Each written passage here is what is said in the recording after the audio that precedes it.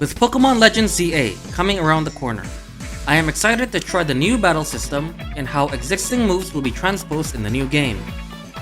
From the trailers and gameplay footage that we have so far, however, I can deduce that the way we usually think about setting up moves will be different compared to previous games in the franchise. Typically in a turn-based game against a specific enemy, you only need to click one move that's the most effective against them, along with some setup or supportive moves. This is especially true for offensive-oriented Pokemon. For example, if your Hawlucha is up against a Magnezone, then you'll probably only click on Swords Dance and a fighting type moves of your choice, such as High Jump Kick or Close Combat. Against a Lilligant, you'll use Swords Dance and Acrobatics, and against a Charizard, you'll use Swords Dance and Stone Edge. The only limiting factor here is the number of power points your moves have, but otherwise you are free to pick and choose which moves to use anytime.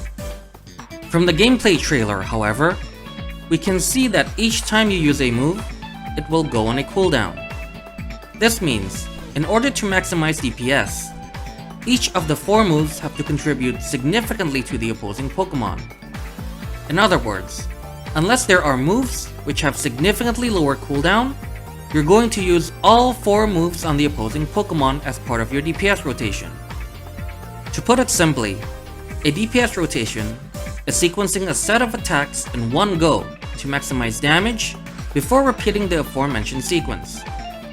I'm operating under the assumption each move's cooldown are significant enough that a standard rotation entails all 4 moves that the Pokemon can use at one time.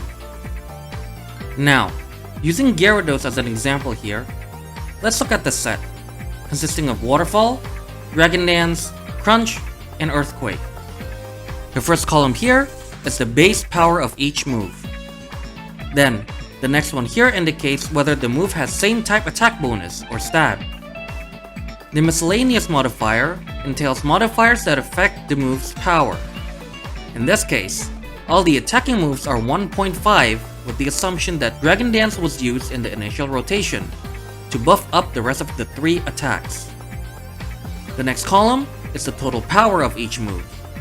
And the bottom here is the grand total of damage in one rotation. The higher the number, the better the DPS rotation will be. After all the calculation, this set rounds off with 450. Now, we look at the next set, in which I will only change one move, replacing Earthquake with Aqua Tail. As you can see here, the grand total adds up to 502.5.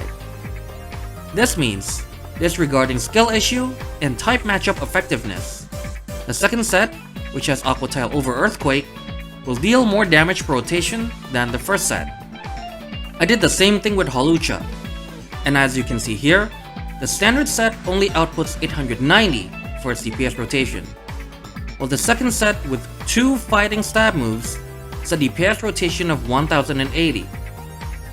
In this first set, even if Stone Edge hits for super effective against a target, the total DPS rotation only increases to 1090, which is only 10 points more than the second set, making the second set much more desirable in general circumstances.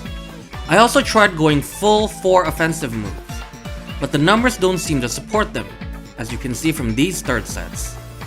The modifier of the setup moves like Dragon Dance and Swords Dance are much more effective at increasing DPS output.